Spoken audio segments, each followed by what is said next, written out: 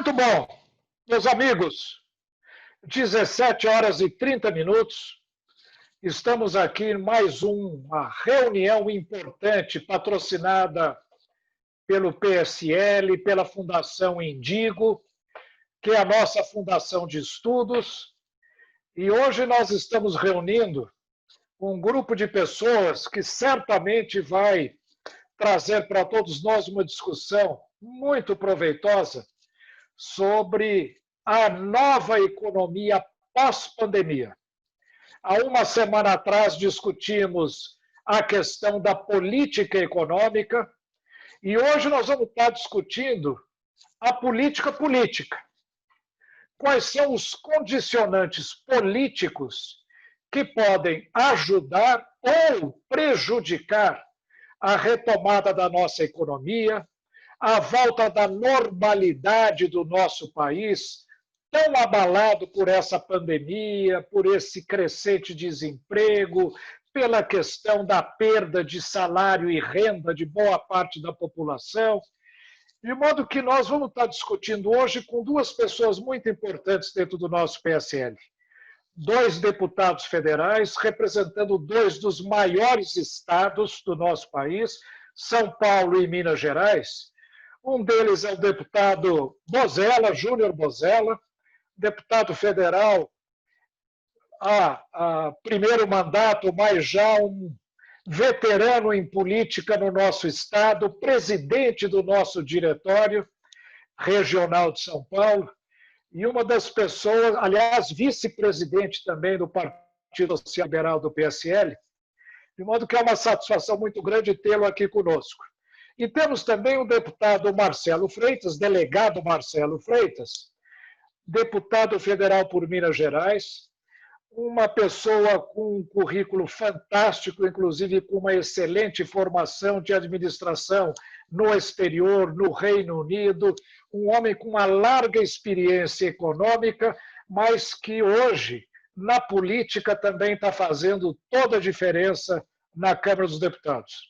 Obrigado, professor Marcos Sintra, obrigado ao Luiz Dinesi, ao meu amigo, colega de bancada, deputado Júnior Bozella, meu grande companheiro, uma satisfação enorme debater com você, ao professor Fernando Rezende, que teve um pequeno problema técnico, só me apresentando muito rapidamente, eu sou Marcelo Freitas, sou deputado federal por Minas Gerais, sou delegado federal de carreira, fui promotor de justiça no estado do Goiás, trabalhei 3 anos e meio na assessoria do ministro Nelson de Azevedo Jobim no Supremo Tribunal Federal, sou professor, doutor de várias universidades, especialmente da Academia Nacional de Polícia, da nossa gloriosa Polícia Federal. A minha formação é voltada para o combate ao crime organizado, mas com ênfase especial para essa questão fiscal, especialmente voltada para os crimes tributários. Então, para nós, nesse momento, é uma satisfação muito grande debater essa temática em que o nosso país precisa resgatar o crescimento econômico,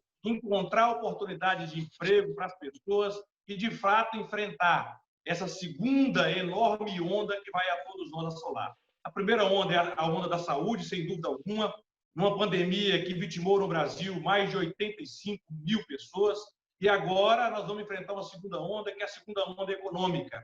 E o nosso propósito, professor Marcos Sintra, muito brevemente aqui nessa apresentação, é somar nesse debate, num processo de reconstrução do Brasil, a fim de que tenhamos, sem dúvida alguma, dias melhores. Deputado Júnior Bozella, por favor, a sua palavra. Me ouve bem, Sintra? Estou ouvindo bem. Tá bom. Dizer da minha alegria, da minha satisfação de poder, nesse instante, participar de um novo debate e poder discutir os assuntos, né, do nosso país com pessoas tão qualificadas, né? Já me dirijo ao companheiro, ao amigo, excelente deputado Marcelo Freitas, uma figura pública aí de qualidade que muito nos honra poder caminhar ao lado dele na bancada do nosso PSL. O Marcelo é um dos deputados mais preparados que nós temos dentro da bancada. Cumprimentar o Luiz Dinesi, cumprimentar o Fernando Rezende e você, Sintra, que é o nosso guru, o nosso professor, né? Em nome da Viviane também já estender aí os cumprimentos à Fundação Indigo pelo excelente trabalho, né, em nome do nosso presidente Luciano Bivar, todo o carinho, o cuidado que ele tem com as pautas de interesse da nação. E o trabalho da Fundação, ele traz realmente a oportunidade justamente para que a gente possa nos aprofundar naquilo que o brasileiro mais precisa nesse momento, que é entender o debate das políticas públicas voltadas às questões econômicas, né, as questões que envolvem a saúde pública, mas fundamentalmente pela crise que todos nós estamos enfrentando e ainda iremos enfrentar por muito tempo. Então é enriquecedor você poder trazer pessoas da área pública, da área privada, que possam influenciar o debate da forma correta para que a gente possa encontrar as soluções. Eu acredito que é esse o papel que a Fundação Indigo tem procurado prestar, né, esse serviço a favor da sociedade brasileira, de forma totalmente imparcial, de forma responsável, e é isso que a gente espera dos agentes públicos do nosso país, que a gente possa somar esforços para encontrar a solução e entregar o resultado necessário que a população tanto precisa. Assim, então, você sabe aí, você citou que eu tenho um mandato, mas já vivi algumas coisas aí na vida pública, fui secretário municipal, fui vereador, enfim, fui superintendente da Fundação Nacional de Saúde, então já vivi algumas experiências tanto no Executivo Municipal quanto no Executivo Federal e também no Legislativo Municipal e agora no Legislativo Federal. Então, espero, de alguma forma, poder contribuir aí para o debate que está sendo proposto para a nossa população através da Fundação Indigo.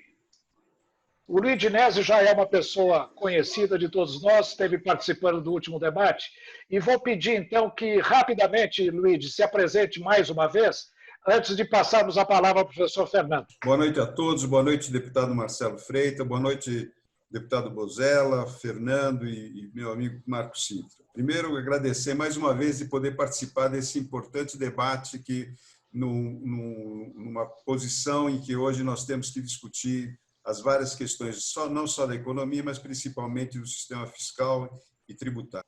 Eu sou vice-presidente atualmente da Confederação Nacional de Serviços, sou fundador dessa confederação e tenho labutado no âmbito do setor de informática, na área de serviços, desde o ano de 1967. Então, sou um veterano da área de informática.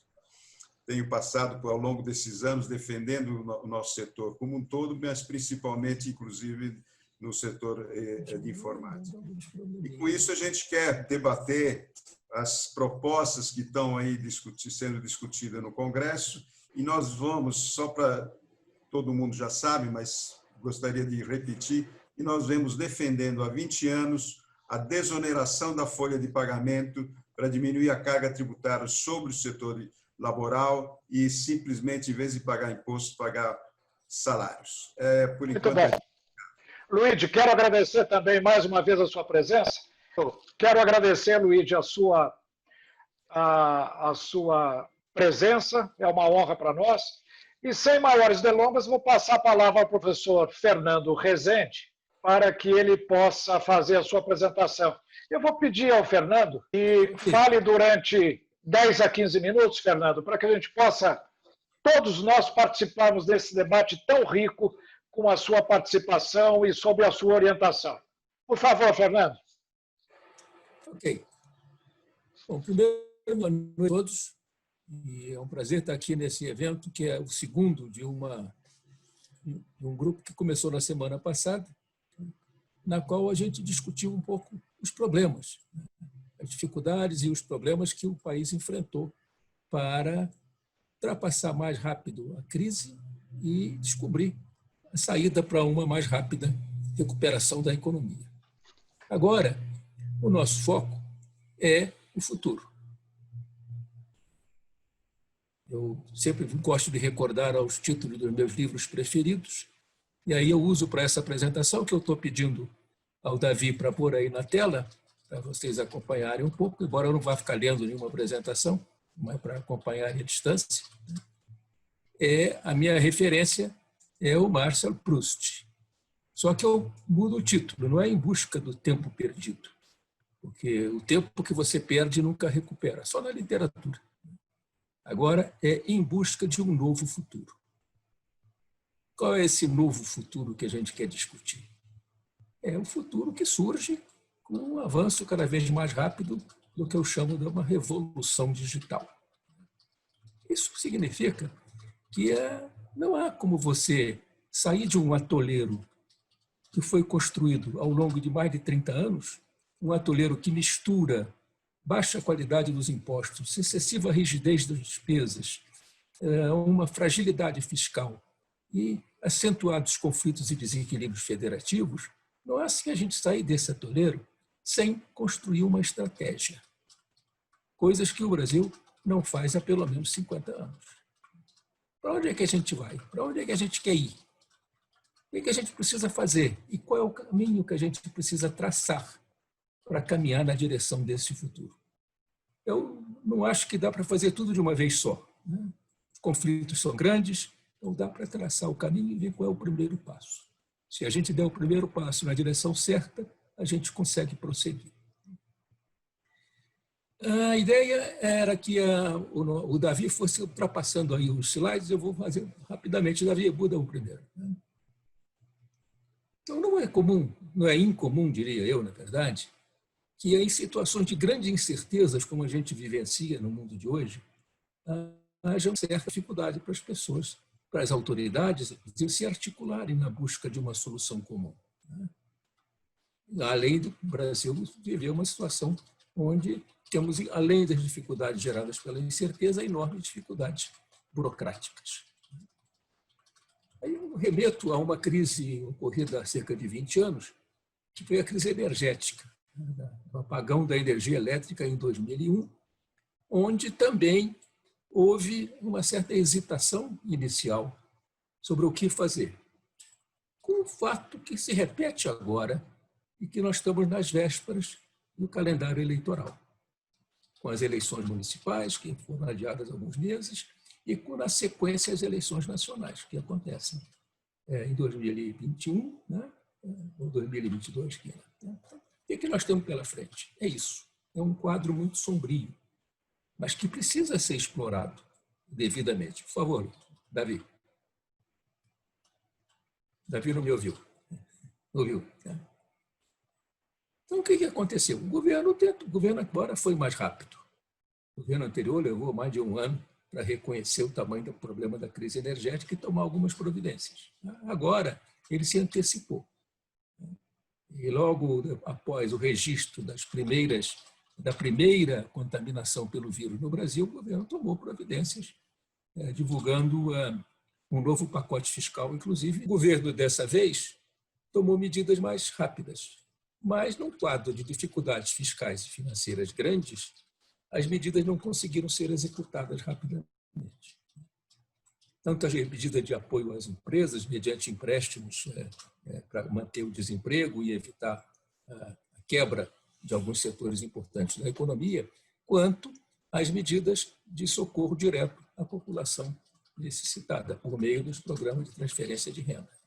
Mas isso foi insuficiente do ponto de vista do volume de recursos e principalmente pelo fato da ausência de uma instância de gestão com autoridade para executar rapidamente as decisões.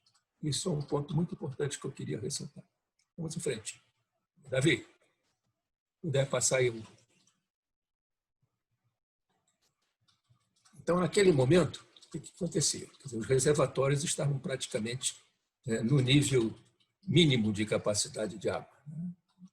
E criou-se um gabinete de crise, coordenado pela chefia da Casa Civil de então, para organizar um comitê de gestão, reunindo representantes do governo federal, estados, municípios e alguns especialistas na área, para tomar medidas que pudessem sair mais rápido da crise de energia elétrica.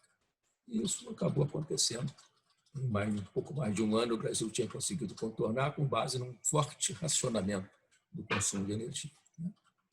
Qual o próximo passo? É a gente discutir a necessidade de adotar algo semelhante no Brasil. Acho que o Davi esqueceu de mudar, mas a gente vai prosseguindo sem isso mesmo. Pode mudar. De novo.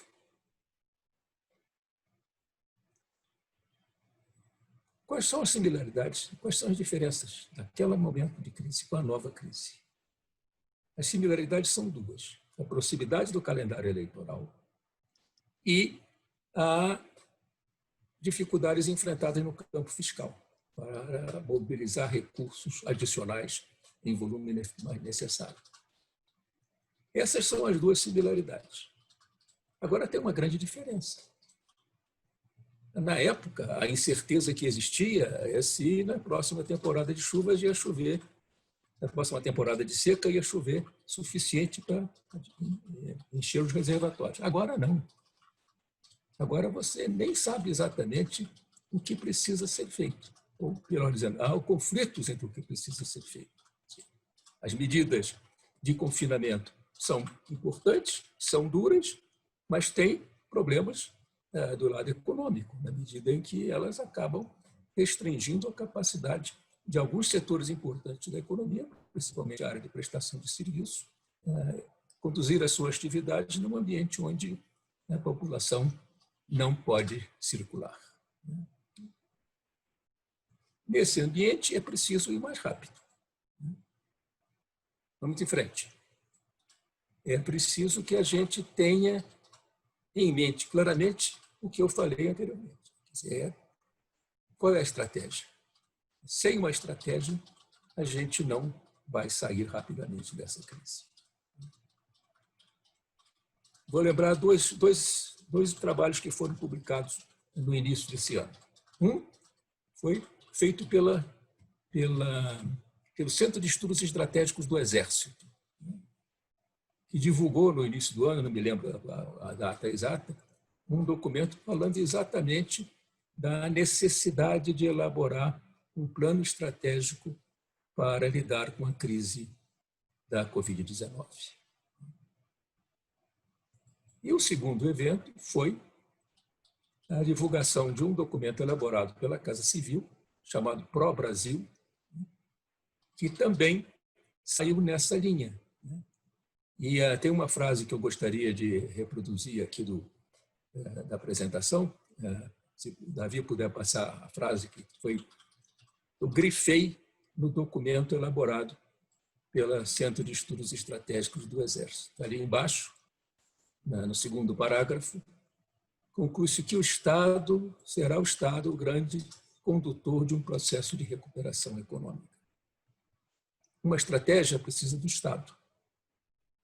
O Estado nacional que se articule, levando em conta que o Brasil é uma federação, e uma análise de risco e buscar oportunidades futuras que historicamente se apresentam em época de conflitos como a atual. Essa frase é lapidar do ponto de vista do que a gente está discutindo aqui hoje.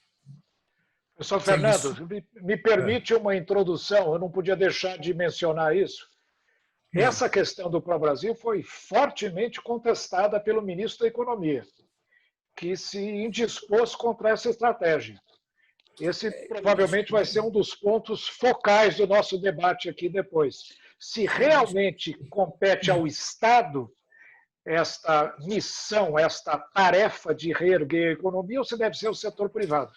Mas apenas não podia deixar de mencionar esse tema que acho que é importante para todos os nossos amigos que estão nos ouvindo. A gente precisa aprofundar o debate. Esse é o nosso objetivo aqui, é provocar o debate. Não é dar uma aula. Uma aula a gente dá na faculdade. Aqui é provocar um debate. Por que eu estou dizendo que é o Estado? Porque você tem que olhar na frente. Você tem que ter um horizonte de pelo menos 2 décadas, 20 anos. Uma estratégia não se faz da noite para o dia. Não é que eu estou dizendo que o setor privado não é importante.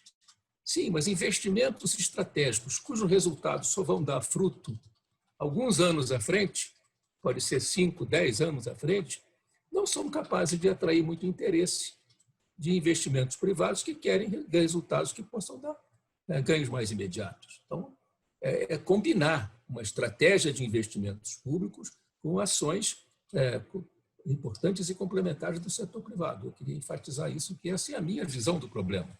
Não é necessariamente a visão que tem predominado hoje na discussão. As duas coisas mantinham essa linha, tanto a proposta do Centro de Estudo quanto a proposta do Pro-Brasil. Eu vejo que uma das principais dificuldades de levar adiante essas propostas também repousa no problema da fragilidade fiscal. Nós temos que cumprir a emenda do teto dos gastos, nós temos que evitar um descontrole sobre a relação da dívida em relação ao PIB. Todas essas questões estão postas na mesa, são de hoje também, e vão continuar. Então, a regra que eu venho defendendo é um plano prudente, com alguma ousadia, sem perder de vista o compromisso com a responsabilidade. É esse trio de palavras que eu venho enfatizando nas minhas apresentações. Seguindo um pouco adiante, para manter dentro do futuro, eu queria dizer que pode dar um passo atrás, eu diria. Davi.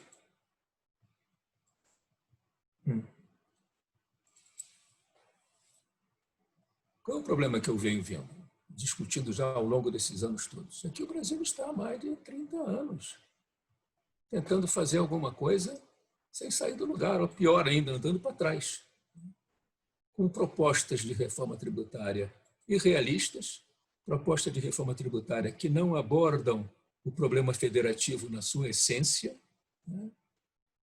Para mencionar uma, né? A PEC que está em discussão na Câmara. Trata de quê? Não tem problema, a gente junta todos os impostos, PIS, COFINS, ICMS, CPI, ISS, e depois a gente tem informações estatísticas para redistribuir o bolo de tal modo que tudo fique, cada um fique com a mesma parte que tinha antes. Mas isso foi combinado, como diria Garrincha, foi combinado com os russos? Eu não creio. Tem que dar um primeiro passo. O primeiro passo qual é? Qual é o grande problema que está surgindo no mundo, não é só no Brasil? É uma mudanças fundamentais no mundo do emprego.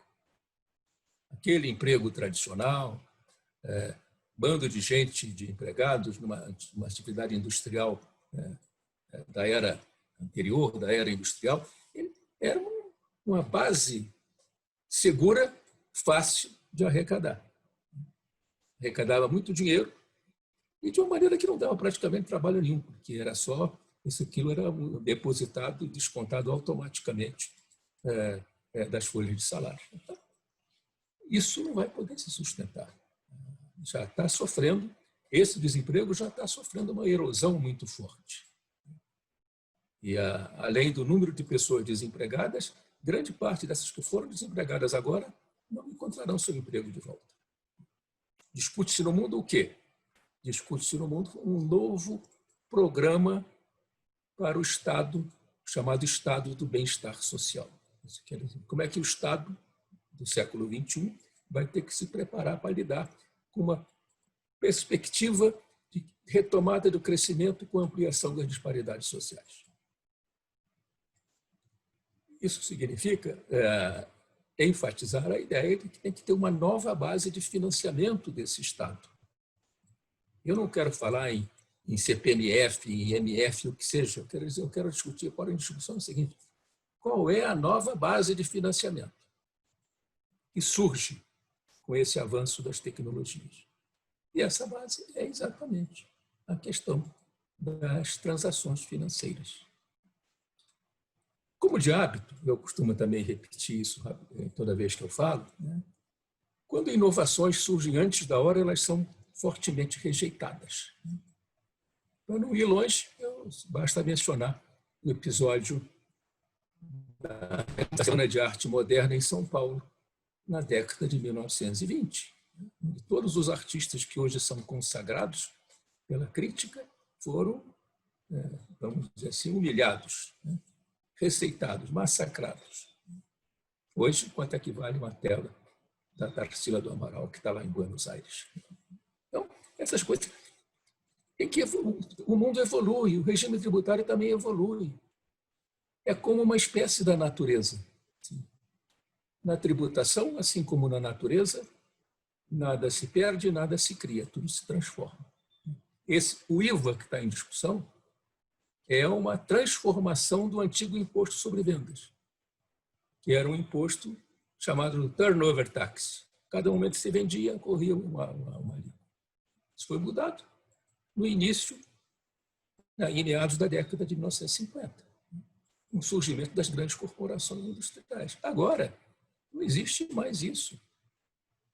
conceito de cadeia produtiva está sendo modificado, está sendo alterado.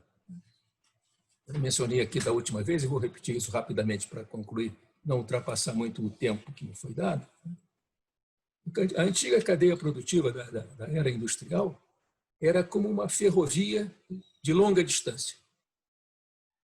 Como ele já estava concluindo o seu raciocínio, eu acho que nós já podemos entrar na nossa discussão e no nosso debate. E eu queria chamar a atenção de todos que o professor Fernando trouxe dois temas que, para mim, são fundamentais. E eu gostaria muito de ouvir a opinião dos nossos dois parlamentares, por ser um tema essencialmente político. É aquele tema que eu tentei provocar um pouco quando disse que o Pró-Brasil dava um papel preponderante na retomada do crescimento econômico brasileiro ao Estado. Era um plano de grandes investimentos, muito semelhante ao aquele programa que a própria Dilma Rousseff teve durante algum tempo aí, de retomada do crescimento econômico brasileiro. E esse programa foi questionado pelo ministro, que acha que o papel deve ser do setor privado e não do setor público, que já está praticamente esgotado na sua capacidade de investimento. Essa é uma questão política, deputado Marcelo e deputado Júnior Bozella, que certamente vai estar na base de todo o debate. Até que ponto nós vamos depender do setor privado ou vamos ter que depender do setor público? Se vamos defender do setor público, precisamos aumentar a arrecadação, vai ter aumento de carga tributária ou não? Então eu vou passar como primeira provocação aos nossos panelistas, pediria ao professor Marcelo Freitas, ao deputado Marcelo Freitas, que comentasse esta finalização. Professor Fernando, nós já passamos para a fase de debate, uma vez que, infelizmente, perdemos a sua... Eu lamento profundamente, eu queria só fazer uma conclusão rápida, se me der espaço. Não, nós vamos... Pois não, eu estava só explicando que, como saiu, nós entramos um pouquinho no debate, mas conclua o raciocínio, por favor, antes de passar a palavra ao deputado Marcelo Freitas. A minha conclusão, basicamente, é a seguinte: a gente precisa sair fora da caixa, buscar novas ferramentas para lidar com essa crise. O que significa isso? Fazer mudança no regime tributário? Sim, mas não é só isso. A reforma, a busca do futuro, precisa pôr em debate a reforma do Estado Nacional, que combina pelo menos 4 coisas. A reforma orçamentária, que nunca discutimos. Como é que o governo gasta o dinheiro em benefício de quem? O orçamento público está congelado 100%, porque não se rediscute as prioridades da nação. Consequentemente, a gente não terá futuro. A reforma orçamentária tem que dar flexibilidade à despesa. A reforma tributária tem que dar estabilidade ao regime de financiamento do Estado, torná-lo menos sensível às flutuações da economia.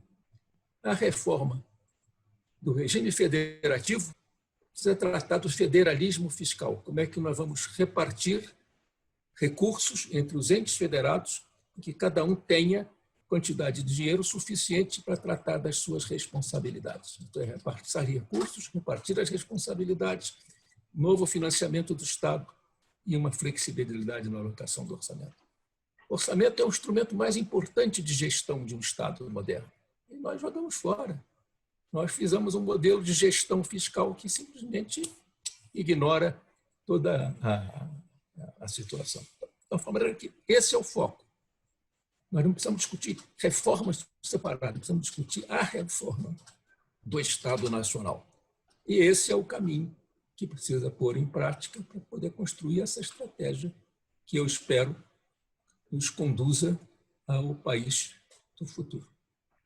Que as novas gerações de brasileiros não tenham interesse em ir embora do país, que é o que está acontecendo atualmente, ou estava acontecendo antes da crise. Todos os alunos que estavam melhor qualificados nos cursos de pós-graduação, mestrado, doutorado, estavam interessados em ir embora do Brasil, porque não tinha chance.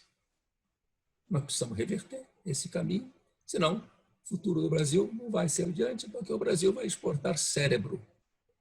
É a coisa que o Brasil mais depende para sair dessa crise e construir a nova estratégia. É só isso. Vamos aguardar os debatedores. Eu espero que a minha internet aqui me mantenha no grupo. Muito obrigado, Fernando. Eu queria dizer a todos que nós vamos, inclusive, distribuir o seu trabalho, que nós estaremos publicando através da Fundação Indigo, a todos que se interessarem, inclusive aos nossos debatedores. Mas nós tínhamos iniciado fazendo uma pergunta ao deputado Marcelo de Freitas, delegado Marcelo Freitas, sobre a questão desta aparente dicotomia entre setor público ou setor privado assumir o papel preponderante de retomada da economia brasileira. O ministro Paulo Guedes tem insistido muito na visão liberal deste governo, ou seja, compete ao setor privado desempenhar esse papel. Por outro lado, a gente vê uma certa resistência da ala militar do governo, uma certa resistência do próprio presidente da República, e eu ousaria dizer que, na minha experiência, eu acredito que a sociedade brasileira ela tem um especial apelo pelo estadismo, pela preponderância do Estado, pela dependência do Estado. O brasileiro gosta de depender do Estado, de modo que esta é uma primeira questão que eu acho fundamental para nós enfrentarmos os desafios que você levanta, Fernando. Como reformarmos o nosso Estado? Então, eu vou pedir ao deputado Marcelo Freitas que inicie esse nosso debate. Peço a todos que sejam breves na discussão, mas se quiser fazer qualquer observação, intervenham, entrem, vamos fazer um debate bastante aberto para que todos possam externar suas opiniões.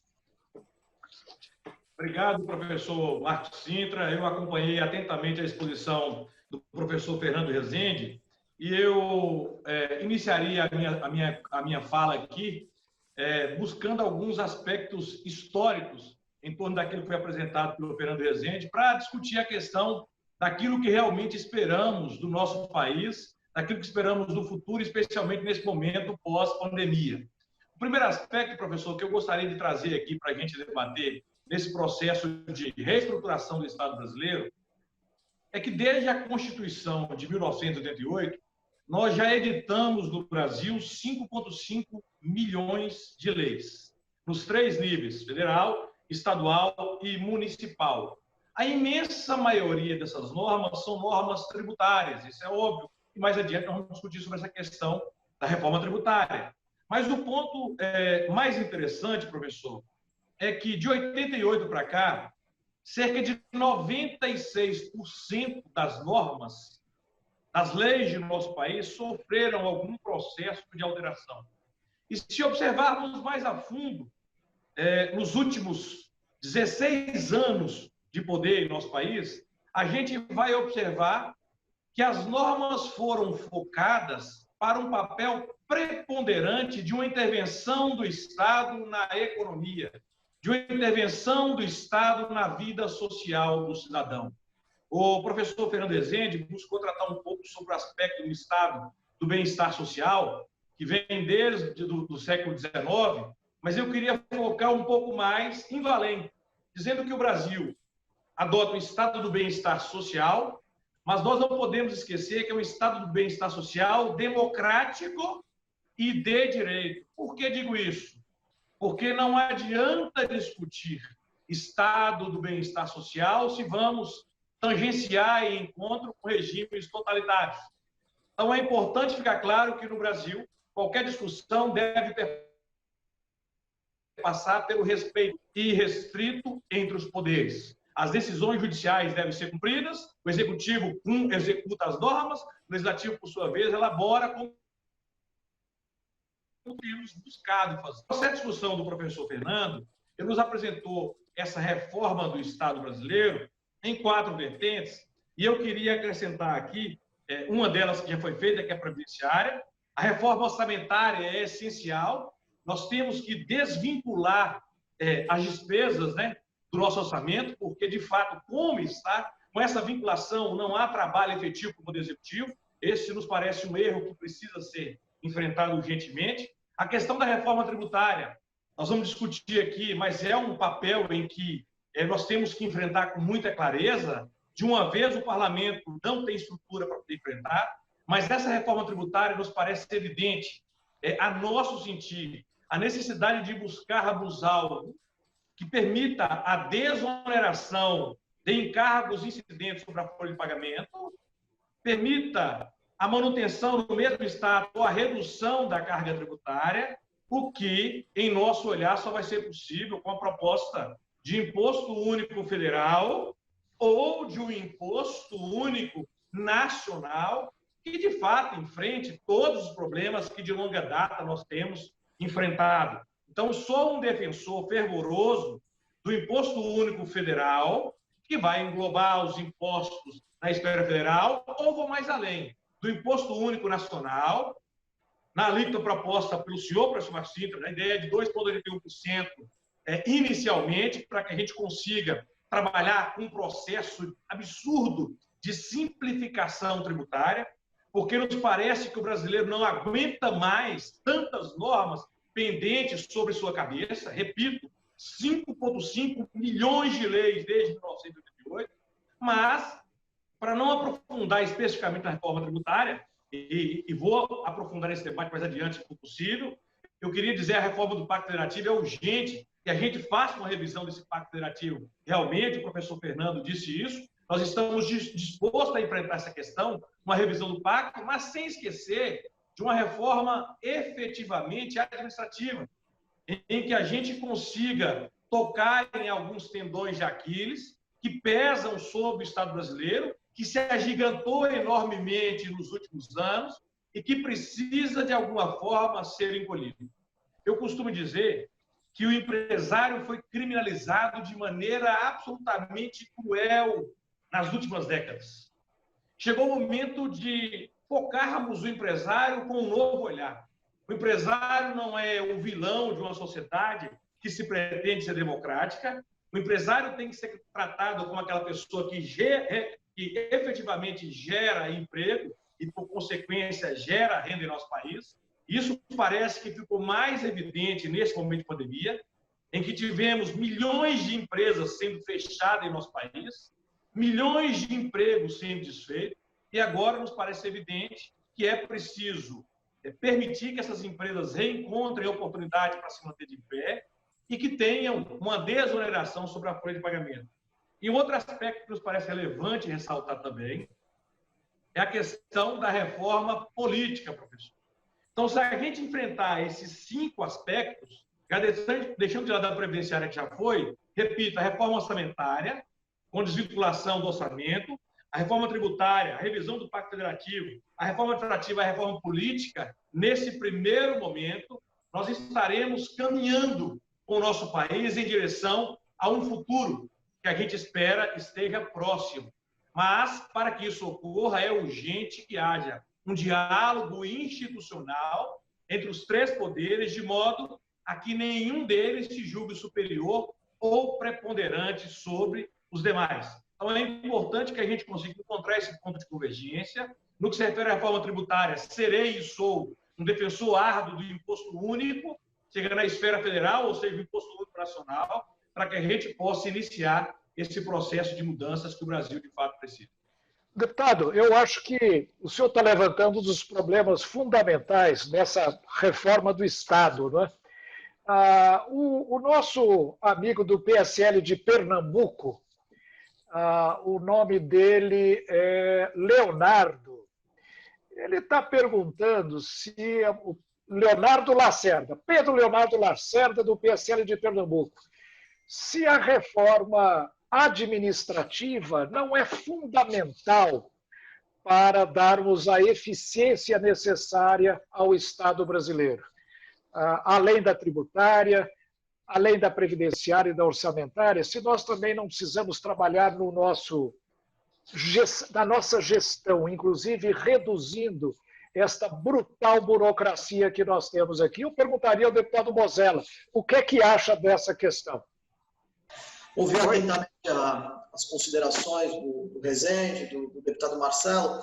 Eu acho que é muito nítido o que nós estamos discutindo hoje é praticamente o que já deveríamos ter planejado há alguns anos atrás, né? Então, necessitou de uma pandemia, necessitou de um momento de adversidade para que a gente pudesse começar a novamente entender o que o Estado brasileiro precisa. Mas isso é de meridiana clareza que o Estado brasileiro precisa de reformas pontuais, né? A reforma do Estado, ela, na minha opinião, ela deveria ser colocada antes mesmo da reforma tributária. Nós temos um sistema tributário no Brasil totalmente obsoleto, totalmente ultrapassado, né? E que ele não faz justiça social e todos nós sabemos disso. E a partir do momento que a gente discute liberalismo e o Ministério da Economia, a gente precisa questionar se o aumento da arrecadação do Estado, ele realmente é um liberalismo. E hoje o que é proposto pelo Ministério da Economia é justamente a gente impactar ainda mais o contribuinte brasileiro. Então, a partir do momento que você tem uma reforma tributária encaminhada para a Câmara Federal, tardiamente, é importante a gente salientar que a gente passou 1 ano e meio e o governo não se aprofundou nessa discussão e, mais uma vez, recai sobre as costas do Parlamento brasileiro a necessidade de provocar as discussões para que a gente troque o pneu do carro em movimento, literalmente. E a reforma do Estado, ela seria a primeira a ser colocada antes da reforma tributária, até porque ela geraria uma compensação fundamental, porque o impacto hoje, a gente sempre discutiu, olha, mais Brasil e menos Brasília. E o Estado é extremamente pesado em todos os sentidos, principalmente no que em relação à eficiência, à burocracia. E esse contingenciamento que o governo federal hoje pretende fazer com relação a diminuir a despesa, até porque a dívida pública hoje ela é algo em torno de 800 bilhões de reais que está previsto nesse processo de pandemia. Nós vamos atingir 100% do PIB com relação à dívida pública. Se a gente não diminuir o tamanho do Estado, não demonstrar consideravelmente que o governo vai atuar para diminuir privilégios, para diminuir uma série de benefícios, e aí a gente volta naquela velha discussão também, que foi uma proposta central de todos nós que participamos do processo de 2018, que era as privatizações, a desestatização, que é algo também que encontra-se absolutamente esquecido ao longo do...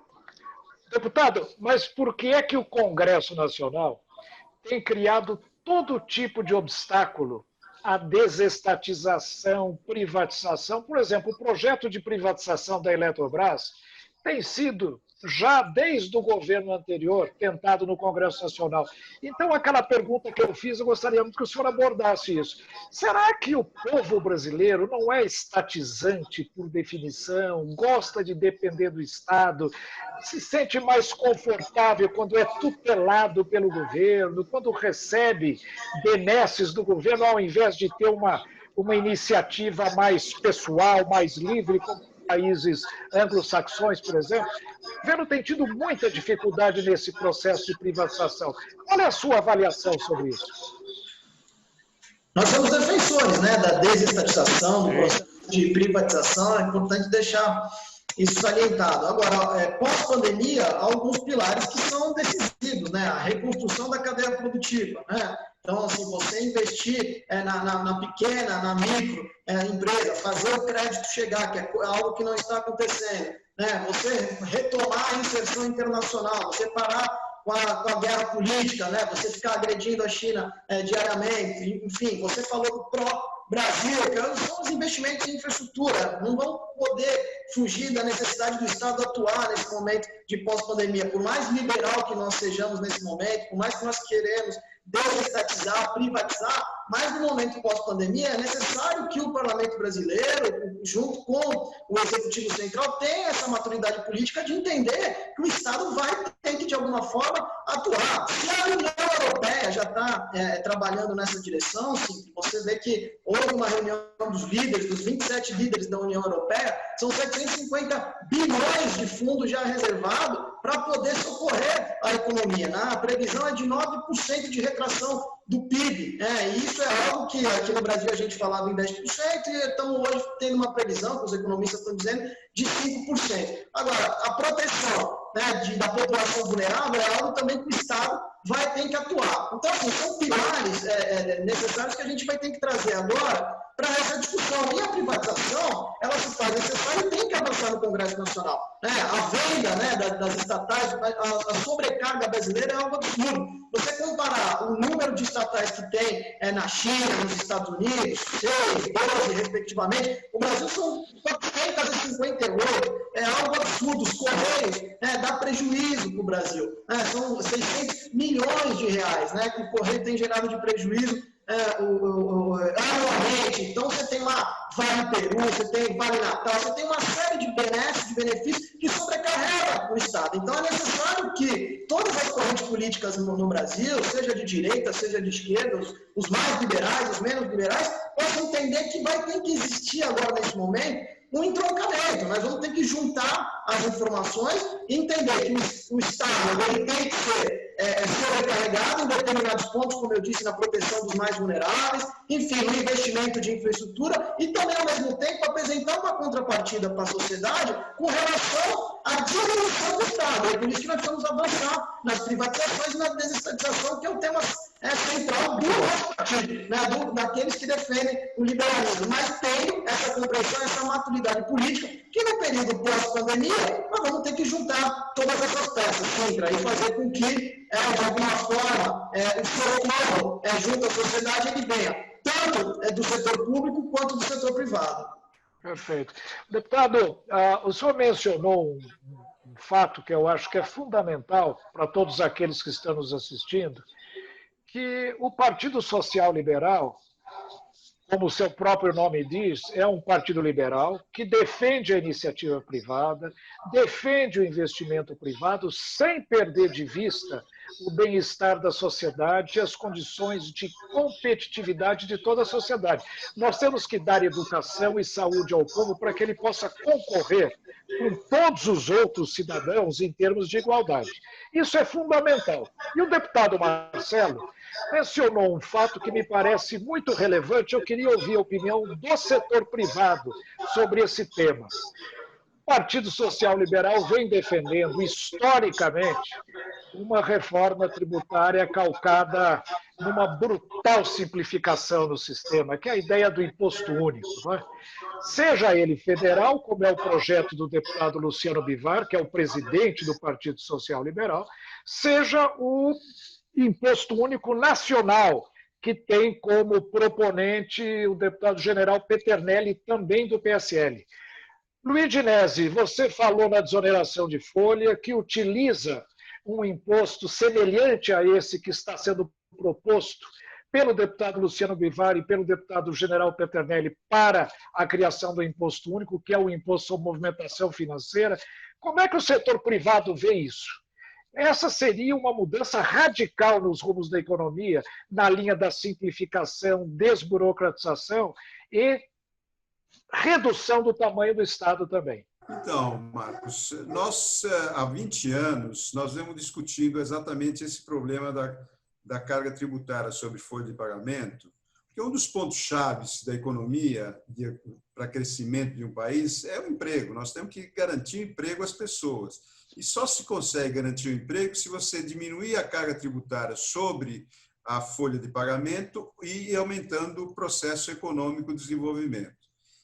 No caso da desoneração da folha, nós temos um projeto que é exatamente baseado na sua proposta do imposto único, que é sobre a movimentação financeira, que seria eliminar todos os encargos sociais sobre a folha de pagamento, como o INSS, o salário de educação, o INCRA, e inclusive a parte de flexibilizar a utilização do sistema S, ser flexível e não obrigatório, no sentido de diminuir a possibilidade de aumentar o salário e não pagar impostos. Também não só diminuindo a parte dos empregadores, mas sim da parte também dos empregados. Isso é fundamental na nossa proposta. Porque a CPMF, quando ela existia, ela cobrava sobre o salário também, era cobrada sobre o salário das pessoas, dos funcionários. E nós não queremos isso. Nós queremos diminuir a carga tributária sobre o funcionário de 3 pontos percentuais do INSS dele, para fazer com que, quando ele sacar esse dinheiro do banco para pagar suas contas, e vai pagar a CPMF, no caso, você já teria um desconto feito na carga tributária sobre o salário dele de 3 pontos percentuais. Por exemplo, um exemplo prático para os deputados aqui, o Marcelo e o deputado Júnior. A pessoa ganha R$1.000. Se eu deposito R$1.000 na conta dele como empresário, ele vai sacar esse dinheiro e vai pagar. Nossa proposta é de 0,81% de taxa sobre o CPMF. Ele vai pagar R$8. Se com isso ele vai sacar e vai pagar a CPMF. Só que ele foi beneficiado já com R$30, seriam 3 pontos percentuais a menos sobre o salário, então ele inclusive vai embolsar R$22 a mais na conta dele. Com isso a gente teria 50 milhões de trabalhadores, e quando existia CPMF, todo mundo falava que quem pagava a conta era o trabalhador e não os empresários, a CPMF, e não é verdade. Mas, em todo caso, com essa proposta, você deixa claramente que 50 milhões de trabalhadores seletizados hoje não pagariam essa conta. Essa conta seria paga por toda a sociedade no momento em que você tem o artigo 195, que diz que a Seguridade Social tem que ser paga por toda a sociedade, e nós estamos simplesmente fazendo com que esse artigo seja convalidado com essa nossa proposta. E a sociedade pagaria o resto. Não pode ter exceções nesse. Outra coisa importante, deputados, não pode ter, nesse tipo de imposto, não pode ter exceções, não pode ter válvula de escape. No momento que você cria uma exceção, uma válvula de escape, as pessoas fogem por aquela saída para que não pagar esse tributo. Por isso tem que ter um tributo para toda a sociedade. Vai pagar o informal, vai pagar o formal, vai pagar a empresa, vai pagar o funcionário, vai pagar as igrejas, vão pagar as ONG, vão pagar todos, vão pagar até o Lava Jato. Se tivesse sacado, se tivesse CPMF no momento do Lava Jato, pelo menos aquele dinheiro que foi sacado do banco para pagar o corrupto, ele estaria pagando o CPMF. Então, é uma proposta que tem um fundo, não só um fundo arrecadatório importante, porque é praticamente insonegável, não existe corrupção, mas principalmente um fundo social, porque quem tiver mais movimentação vai pagar mais, quem tiver menos vai pagar menos. E hoje, praticamente, desmonetarizar não existe essa possibilidade mais hoje. Eu acho que, Luigi, se você me permite, essa é uma tese que eu acho que há quase um consenso generalizado no sentido de nós não podemos mais continuar com um tributo sobre salário. Isso é um crime contra um país que tem 50 milhões de desempregados. Como é que nós vamos tributar aquele que quer gerar emprego, aquele que quer gerar salários e faz com que um trabalhador custe ao patrão o dobro daquilo que o trabalhador leve para casa? Isso não tem sentido. Então, há um consenso. Tá? E eu acredito que a desoneração de folha hoje é uma tese vencedora, até para viabilizar a PEC 45, ou a PEC 110, ou qualquer outro projeto de reforma tributária, como o projeto do governo federal.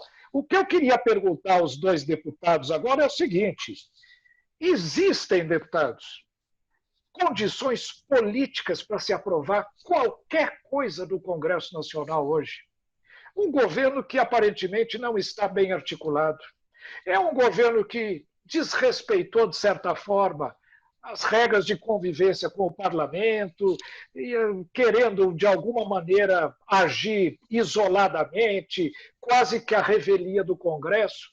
Eu acho que esse é o grande problema. Nós estamos discutindo aqui, o professor Fernando está mostrando, a reforma orçamentária, a reforma do Estado, a reforma administrativa, a redução do tamanho do Estado. Nosso amigo Dario Clementino mencionou isso. Precisa reduzir o tamanho do Estado, privatizar. Agora, há condições políticas para qualquer um desses projetos serem aprovados?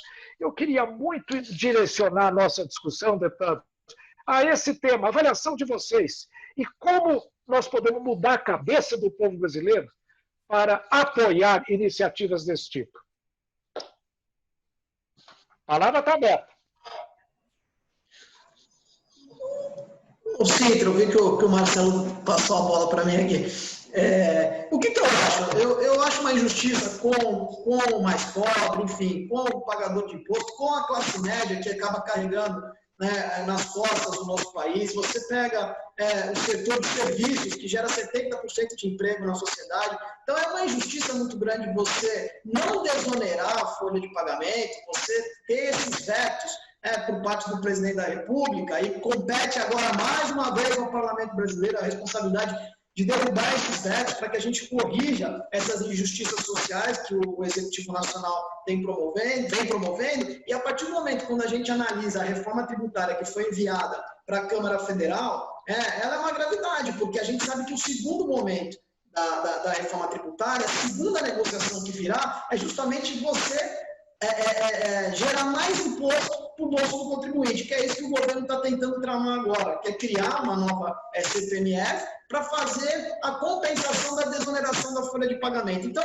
todas essas artimanhas, todas essas articulações, elas não geram resultados positivos a ponto do que aconteceu agora com a votação do Fundeb. Nós estamos aqui debatendo reformas que são estruturais, que são necessárias para que o país volte a crescer, volte a sair da recessão. Nós tivemos 5 anos seguidos aí de recessão, mas uma perspectiva de aumento muito tímida do PIB. Isso não é agora, após a pandemia. Antes mesmo da pandemia, o Brasil já vinha patinando, o governo vinha perdendo tempo. Nós levamos aí 11 meses. O Marcelo ele foi o relator da reforma da Previdência na Comissão de Constituição e Justiça, e ele sabe o que nós sofremos dentro do Parlamento para conseguir avançar no que tange as questões da reforma da Previdência. E outras tantas reformas que nós poderíamos ter aproveitado no momento, o período de lua de mel que o governo vivia ali com a sociedade brasileira, o governo optou em partir para uma guerra ideológica, partir para um enfrentamento com os poderes, e a introdução do Marcelo ele foi muito feliz, que isso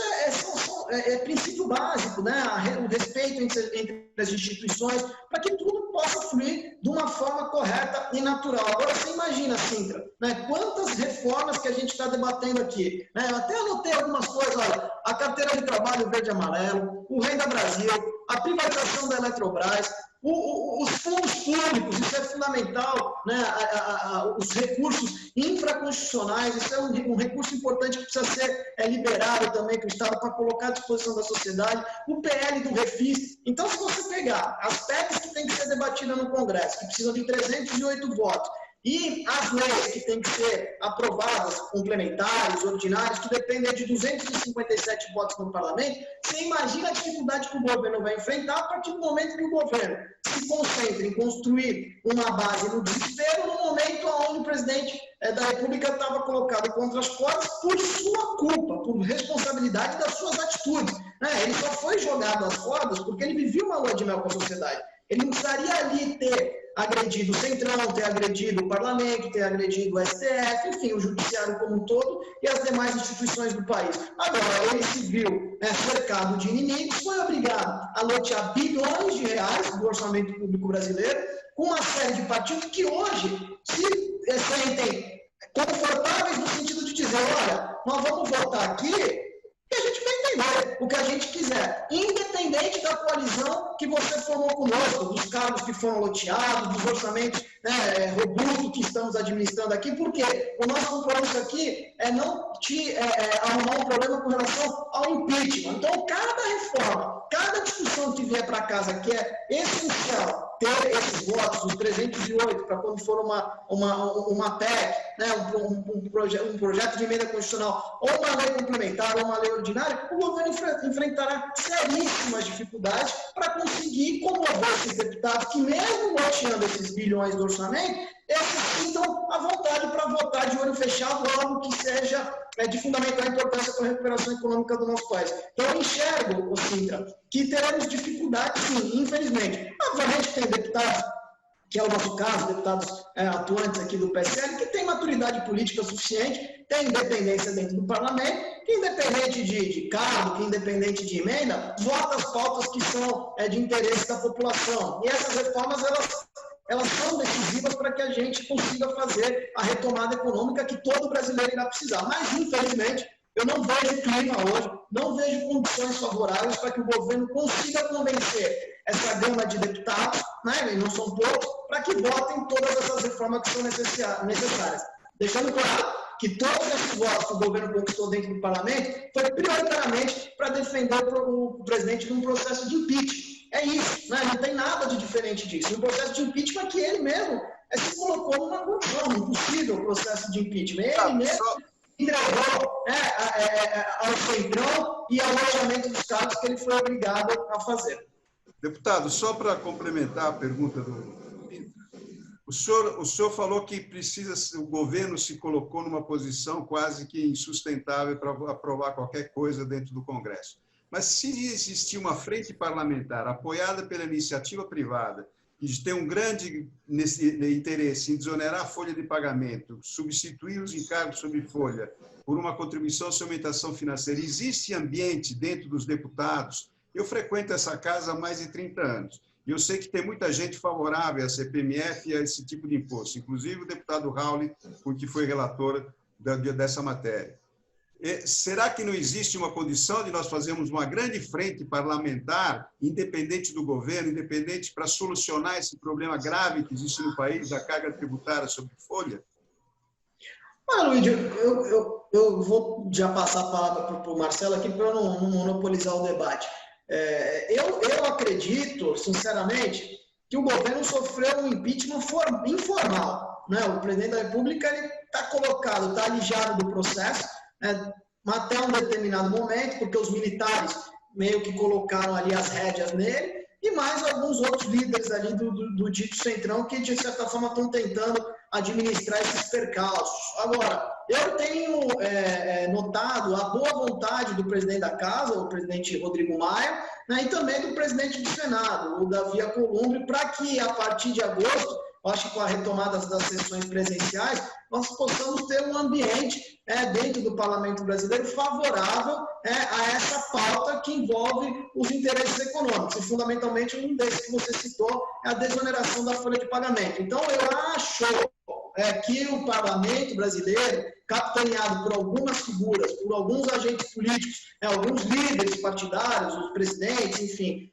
dos partidos, o presidente das casas e os líderes das bancadas que compõem o Parlamento brasileiro, terão essa maturidade política para cumprir essa agenda do segundo semestre, que é uma agenda legislativa e econômica que está sendo desenhada ali pelos presidentes da Câmara, pelo presidente da Câmara Federal e pelo presidente do Senado, Davi Alcolumbre. Essa é a minha sensação, que eu acho que a gente possa, sim, conseguir atingir alguns resultados em determinadas pautas, mas não nas pautas majoritárias, como todas essas que a gente citou aqui, que são fundamentais para que o país comece a se recuperar do ponto de vista econômico. Deputado Marcelo, eu queria complementar essas observações, perguntando a sua opinião com relação a esta ligação do governo com o Centrão. É lógico, como o deputado Bozella disse, é um acordo que, às vezes, tem alguns elementos absolutamente obscuros, são coisas que revelam muito mais interesses personalistas do que propriamente o interesse público. Mas, por outro lado, eu lhe pergunto, isso não viabiliza a aprovação de projetos do setor, do governo? Isso será que vai facilitar ou prejudicar o andamento de grandes projetos? Na medida em que o Centrão poderá, seja quais forem as razões, poderá, digamos, apoiar e dar a sustentação política a esses projetos? É uma excelente pergunta, professor. E eu responderia essa pergunta enfrentando dois aspectos. O primeiro, que disse o meu colega, o meu amigo, o eminente deputado Júnior Bozella, e na sequência do que foi dito também pelo professor Luiz Nesi. Na verdade, o que eu observo? Faltou sim um diálogo institucional por parte do governo federal com relação aos demais poderes, isso se tornou evidente, e nos parece que a essa altura do campeonato, há quase 2 anos de governo, o governo federal se apercebeu de que há uma necessidade de maior diálogo com o parlamento. Essa reabertura do diálogo, por mais que alguns a vejam como contestável, essa reabertura com o chamado Centrão, ela não deixa de dar viabilidade aos projetos do governo. Essa é uma verdade que nos parece inquestionável. Contudo, é preciso analisar o preço que isso vai custar, especialmente aos cofres de nossa nação, porque alguns deputados, alguns políticos, de fato, apoiam o governo a custo de uma sangria desatada dos cofres públicos. Não estou dizendo que esses deputados estão recebendo recursos para seus bolsos, mas que para suas bases isso é certo, é certo. Um outro aspecto que o professor Luiz Dinesi disse, eu vejo com excelente olhar a possibilidade de criação de uma frente parlamentar com amplo apoio do setor privado para que a gente possa superar eventuais dificuldades governamentais. Eu costumo dizer que maior do que as pessoas são as instituições. Então, a instituição Câmara dos Deputados deve ser respeitada, a instituição Presidência da República deve ser respeitada, a instituição Senado, a instituição Supremo Tribunal Federal deve ser respeitada. Eu posso discordar do entendimento desse ou daquele deputado, senador, ministro ou governante, mas eu tenho o dever, e o presidente Luciano Bivar sempre diz isso, eu tenho o dever de dialogar com quem quer que seja. Eu represento uma instituição. Enquanto representante de instituição, eu tenho o dever de dialogar. Então, nesse sentido, eu consigo compreender no que disse o professor Luiz Dinesi, que devemos, sim, fazer esse encontro harmônico entre entidades do setor privado junto com o parlamento, montando a frente parlamentar para encontrar um ponto de consenso. Eu compreendo que hoje há um consenso no parlamento sobre a necessidade de várias reformas. A tributária é uma delas em que paira o consenso. A questão é, qual é o melhor modelo a ser implementado? Eu defendo o modelo que foi capitaneado e desenvolvido pelo presidente Luciano Bivar, que foi feita uma proposta de emenda à proposta de emenda à Constituição 45. A proposta de emenda à Constituição 45, apresentada pelo Baleia Rossi, ela objetiva simplificar, fazer uma simplificação tributária, e ela vai se juntar àquela que vem do Senado, que trabalha basicamente com o IVA, e a da Câmara, o IBS. Nós, do PSL, entendemos que a gente deve buscar uma simplificação maior ainda e mais agressiva.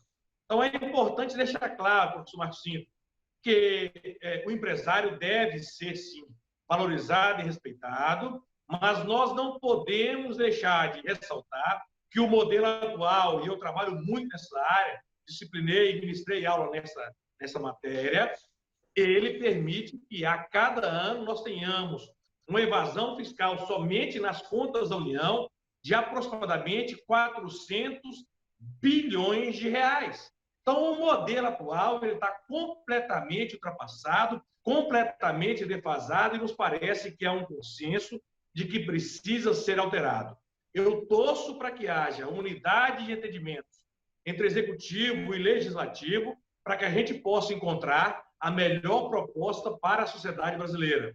Legítimos interesses antagônicos existem, isso é evidente, mas eu penso que, nesse momento, a melhor proposta é aquela que permita reduzir a carga tributária, especialmente os encargos sobre a folha, e diminuir a evidente evasão fiscal.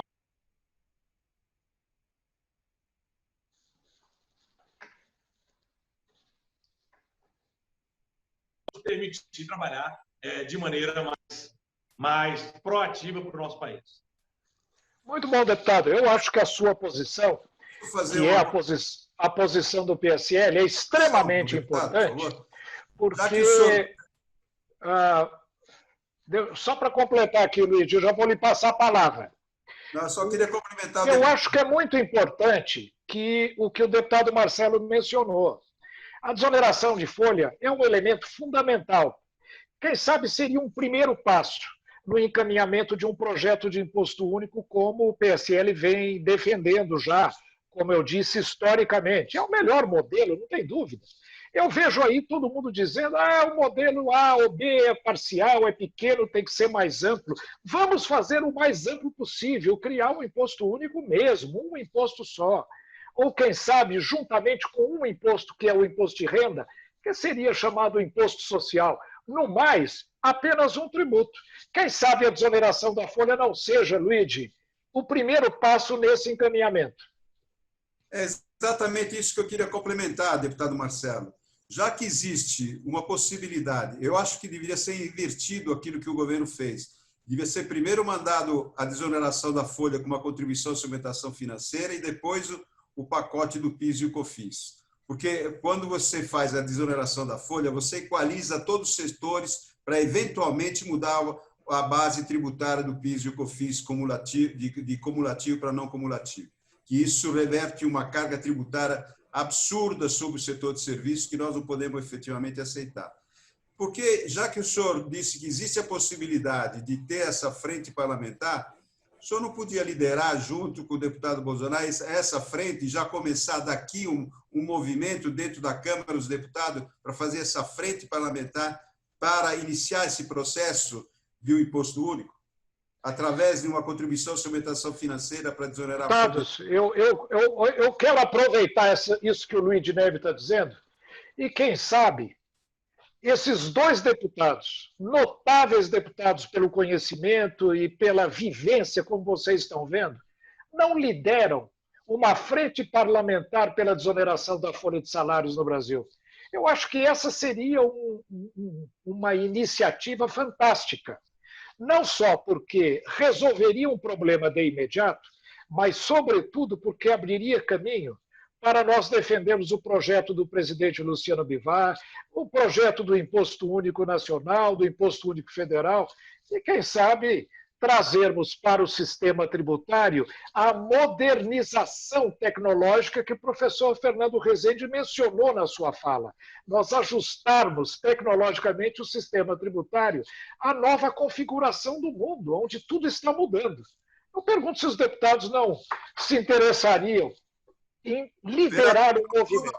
Terão todo o apoio da iniciativa privada, principalmente no setor de serviços. Ô, Sintra, uma coisa é fato, né? A proposta encaminhada pelo Paulo Guedes, no meu ponto de vista, não sei qual que é a opinião do Marcelo Freitas, mas ela é inaceitável. Primeiro porque ela é tímida ao extremo, ela é apenas uma proposta para dar um cala-boca para a sociedade, para falar que o governo não fez nada, mandou algo para o Congresso Nacional. E como disse, né, tem uma PEC lá, a 45, e a que está na Câmara, e a outra PEC que está no Senado Federal. Agora, nenhuma dessas propostas, o que eu andei lendo, né, e a gente tem dialogado muito sobre isso, principalmente os parlamentares do PSL, elas têm um ponto central decisivo, que é justamente você fazer justiça social, que é você não tirar o dinheiro do contribuinte, daquele que mais sofre no nosso país,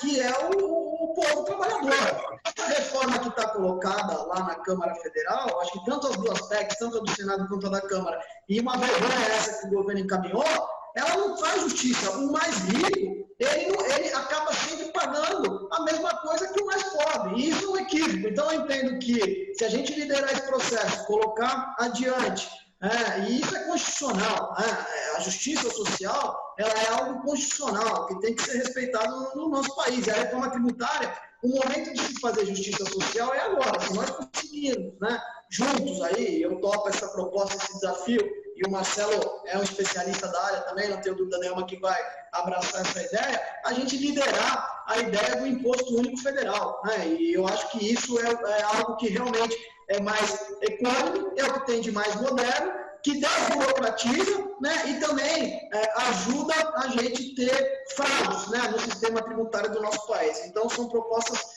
lideradas aí pelo presidente Bivar, estudadas junto com o professor Marcos Sintra, que eu acho que nós, deputados aqui do PSL, temos a obrigação de liderar essa frente daqui para frente.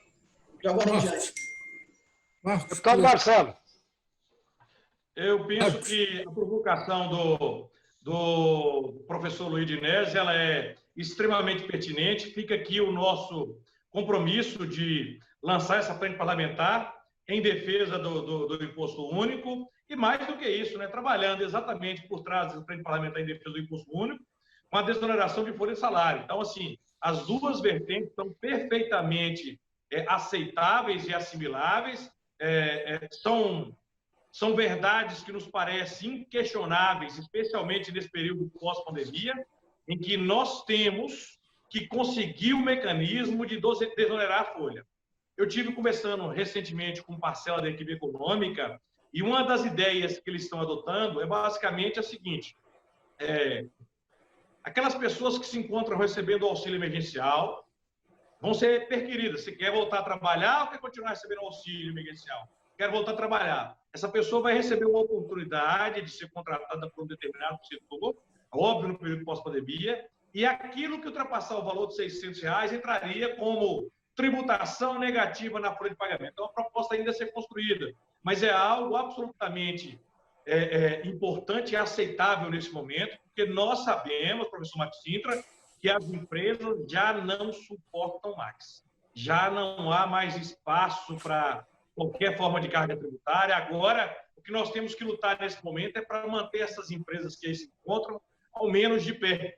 Se a gente conseguir fazer isso, já vai ser positivo demais. Nós temos que fazer isso, encontrar um mecanismo para que essas empresas tenham acesso ao crédito e, em consequência, consigam se manter de pé, para que a gente possa, de fato, encontrar mecanismo para resgatar o emprego e renda. Sem isso aí, nós não vamos conseguir sair da segunda onda da terrível crise, que, ao nosso sentir, é a pior crise desde a Segunda Grande Guerra Mundial. Deputado Bozella, eu posso lhe fazer uma pergunta? Inclusive, um dos nossos amigos que está assistindo o programa pergunta o que é que os municípios podem fazer pela reforma tributária. Eu sei que o senhor foi vereador na Baixada Santista, um ilustre vereador, conhece bem a questão municipal. Eu lhe pergunto, será que os municípios estão preparados para abrir mão do ISS e participarem desse grande IVA, Imposto sobre Valor Agregado, como propõe a PEC 45, e com isso, será que os prefeitos não vão perder competências tributárias, ainda mais pensando que hoje o setor de serviço é o que mais cresce no mundo todo, é a única base tributária em franca expansão. Como é que o senhor vê a participação dos municípios, dos prefeitos, médios, pequenos e grandes, nessa discussão toda de reforma tributária? Sintra, com toda a tranquilidade no mundo e com o pé no chão. Não há caminhos para que isso possa ocorrer, principalmente nesse período.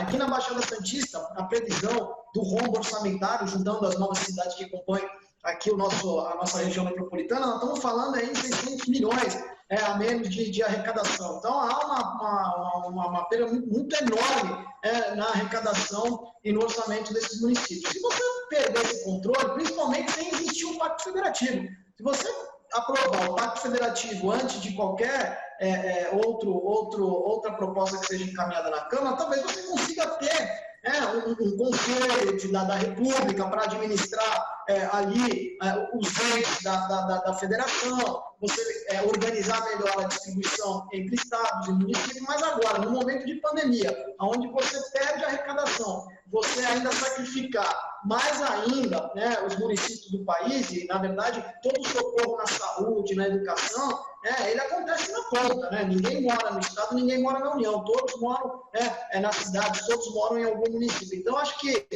é algo extremamente fora de cogitação você sacrificar os impostos municipais num momento como esse. E acredito que, como eu falei, essa proposta do governo, ela veio totalmente atabalhoada para simplesmente tapar o sol com a peneira, onerar ainda mais o setor de serviço, aumentar a carga tributária do setor que mais gera emprego no nosso país. É algo extremamente grave. Você hoje paga 3,5%, você via pagar 12% de tributo. Então, tudo isso tem que ser liderado pelos deputados, liderado pelos partidos políticos, para que a gente traga a clarividência do assunto para a sociedade, como o professor Luiz falou. Se você não tiver uma pressão popular em cima de determinados temas, obviamente as coisas acabam acontecendo ali nos corredores do Palácio, nos bastidores do Congresso, e no final das contas o povo sempre acaba sendo maior prejudicado. Então, categoricamente falando, sim, eu não vejo possibilidade nenhuma da gente avançar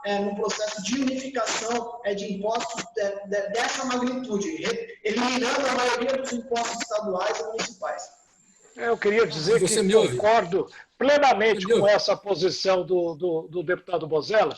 E eu queria agora passar a palavra, se me permitem, Você me porque ouve? nós temos uma pergunta do Fernando Mendes, se não me engano, aqui do PSL de São Paulo, que pergunta ao professor Fernando Rezende, que está na linha ainda, né? Estou aqui, está me ouvindo? Dentro desse processo de reforma do Estado, qual é o papel da educação? Como é que nós podemos, agora que o Congresso, inclusive, debateu profundamente a questão do Fundeb, a educação no Brasil tem sido muito negligenciada. Isso é fundamental como um elemento estruturante de qualquer reforma. Como é que o senhor vê isso, professor Fernando Rezende? Uma questão fundamental. Nós ficamos discutindo igualdade social sem discutir no Brasil há muitos anos que você tem que promover, antes de mais nada, a igualdade de oportunidades das pessoas ascenderem na escala social.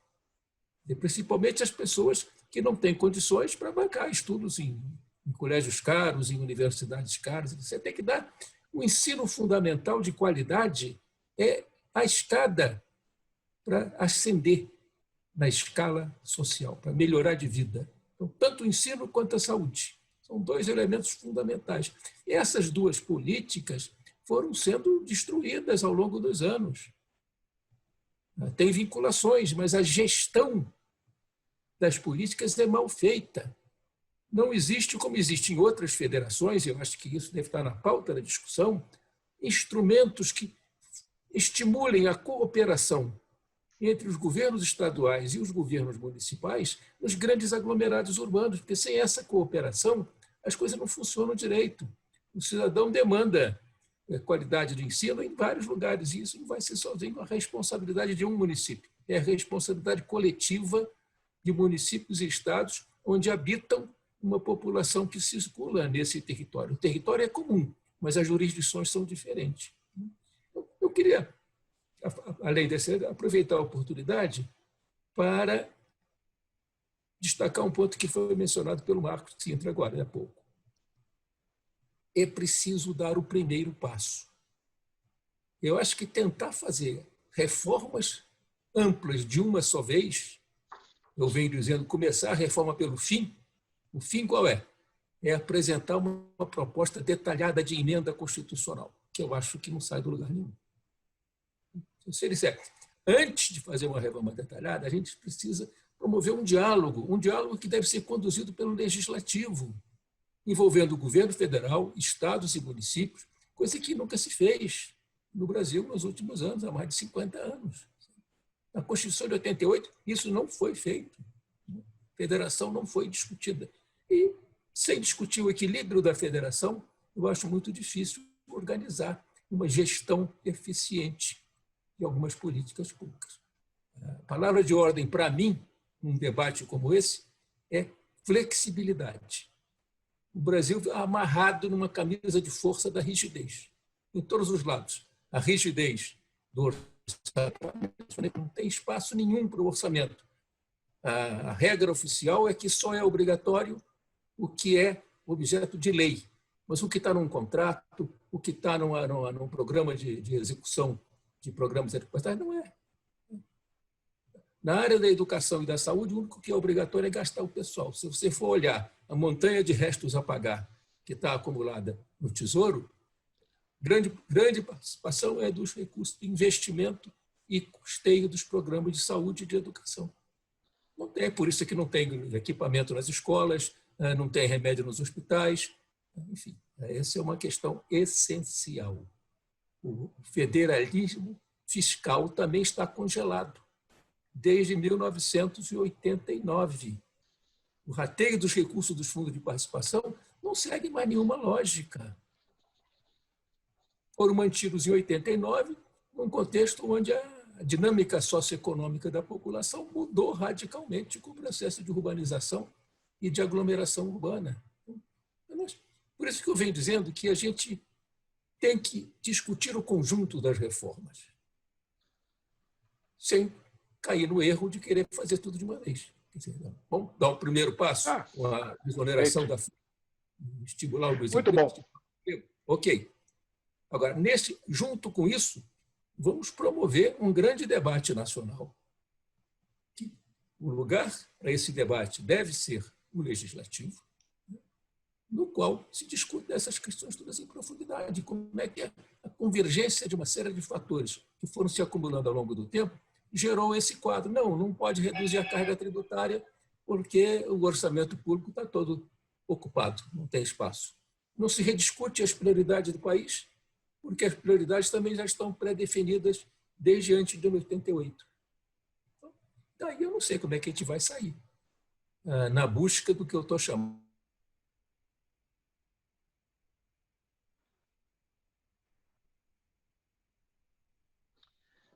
Acho que o professor Fernando, mais uma vez, teve algum problema aí. Sintra, uma coisa que vale destacar no nosso debate, nós temos que levar em consideração todos os impactos de ordem mundial. Né? E nós vamos enfrentar agora, né, nos próximos meses, além das eleições municipais, que deve atrasar um pouco a agenda legislativa, isso deve ser um certo obstáculo para que as reformas ganhem mais celeridade, nós vamos ter um problema muito sério de ordem de relações internacionais, que é com relação às eleições americanas. Isso pode gerar um impacto muito significativo na economia do nosso país. A partir do momento onde a gente tem uma política, né, do Ministério de Relações Exteriores, né, muito voltada, muito tendenciada, e isso é algo emblemático que o presidente Bolsonaro realmente faz questão de externar a sua idolatria pelo presidente Trump. A partir do momento que, eventualmente, acontecer alguma reviravolta nos Estados Unidos, isso pode gerar um impacto muito grande. Agora, recentemente, o Brasil assinou um acordo, um termo, uma manifestação observando, contrariando o posicionamento da política comercial da China, sendo que nós hoje praticamente somos reféns aí do comércio, dessa relação bilateral entre Brasil e China, essa relação do comércio exterior. Hoje o Brasil exporta 33% dos seus produtos para o mercado chinês. Né? E o americano, ele não deixa de ser um concorrente brasileiro nesse mercado, até porque nós estamos aí apontados como o grande mercado de ponta na agricultura, assim como os Estados Unidos. Então, nós precisamos refletir, isso vale uma observação de todos nós, agentes públicos e privados, para que a gente realmente coloque um freio de arrumação nessa política internacional, que envolve a relação entre... O Brasil sempre foi um país extremamente multilateral. Né? Então, vale aqui destacar isso, trazer para o debate, para que sirva de reflexão. E a Fundação Índigo tem ajudado muito, né, a gente traduzir esse sentimento aí para a sociedade, principalmente para os agentes políticos que compõem o cenário dentro do Congresso Nacional. Bom, deputado, é o papel da Fundação exatamente esse, difundir o diálogo, difundir a discussão. E eu quero chamar a atenção para a riqueza dessa discussão que estamos tendo hoje aqui, a qualidade dessa discussão. Falamos sobre reforma tributária, previdenciária, administrativa, falamos sobre a questão federativa, falamos sobre economia internacional, ligações do país com as eleições americanas e com relação à economia chinesa e, sobretudo, as dificuldades políticas que nós teremos para solver todos esses problemas. Eu queria só fazer uma menção.